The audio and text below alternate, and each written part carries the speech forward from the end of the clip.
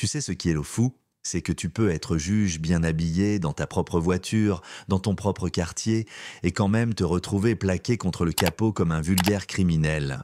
Ouais, c'est exactement ce qui est arrivé à Lionel Dupont, un juge respecté, père de 2 enfants, qui pensait juste rentrer chez lui après une longue journée. Il roulait tranquillement à travers Bellefontaine, un quartier résidentiel bien rangé, calme, avec des haies bien taillées et des voisins qui ne se parlent que quand ils sortent les poubelles. Sa nouvelle voiture, une berline noire brillante, filait doucement, et dans l'habitacle du vieux jazz flottait comme un baume. Pour Lionel, c'était le seul moment de la journée où il pouvait respirer, poser les armes, tu vois, mais à peine a-t-il tourné dans l'avenue principale que des gyrophares rouges et bleus ont éclaté derrière lui.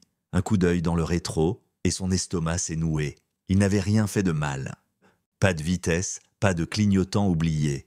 Et pourtant, il savait. Il s'est garé doucement, les mains bien visibles. Et là, surgit une policière blanche, grande, musclée, mâchoire serrée comme un étau. Pas un bonsoir, pas un sourire, juste un ordre sec, papier et permis. Il s'exécute, calme, en expliquant qui il est. Je suis le juge Dupont, j'habite au bout de la rue. Mais elle n'écoute pas. Elle regarde ses papiers à peine une seconde, puis clac, sortez du véhicule. Il la regarde interloquée. Pardon? Elle répète plus fort, la main posée sur son arme. C'est à ce moment-là que l'air change.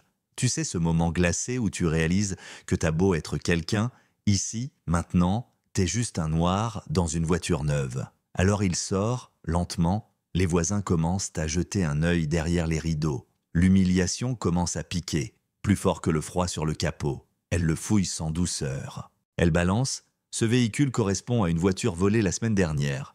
Il répond, la voix serrée, cette voiture m'appartient. Je l'ai achetée il y a 5 jours, les plaques sont enregistrées. Mais elle n'écoute pas. Elle ne voit pas un juge.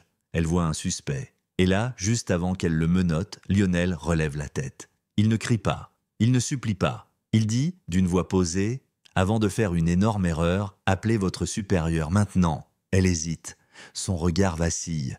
Et pour la première fois, elle semble se rendre compte qu'elle est peut-être en train de foutre sa carrière en l'air. Quelques minutes plus tard, un autre véhicule arrive. Capitaine Marchand en descend, un vieux de la vieille, expérimenté, qui reconnaît immédiatement Lionel. Il se fige. « Monsieur le juge, je suis vraiment désolé. C'est une méprise. » Lionel ne bouge pas. Une méprise qu'il répète, le regard droit. Il se retourne vers la policière. « Dites-moi, vous avez pensé quoi quand vous m'avez vu? Que je n'avais rien à faire ici? Que je n'avais pas le profil ?»